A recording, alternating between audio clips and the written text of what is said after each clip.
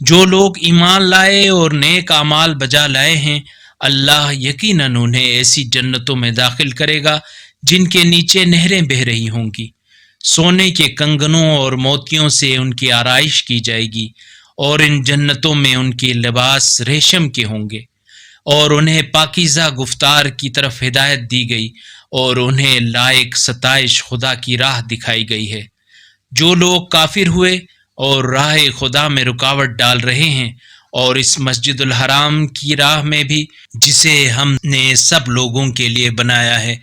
اور جس میں مقامی لوگ اور باہر سے آنے والے سب برابر ہیں،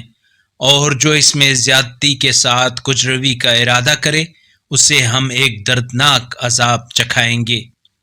اور وہ وقت یاد کرو جب ہم نے ابراہیم کے لیے خانہ کعبہ کو مستقر بنایا اور آگاہ کیا کہ میرے ساتھ کسی چیز کو شریک نہ بناؤ، اور میرے گھر کو طواف کرنے والوں اور قیام کرنے والوں اور رکوع اور سجود کرنے والوں کے لیے پاک رکھو۔ اگر اس قرآنی کلپ نے آپ کے دل کو چھو لیا ہے تو براہ کرم چینل کو سبسکرائب کر لیجئے اور بیل آئیکن کو دبا دیجئے۔ اللہ نور السماوات والارض، اللہ آسمانوں اور زمین کا نور ہے۔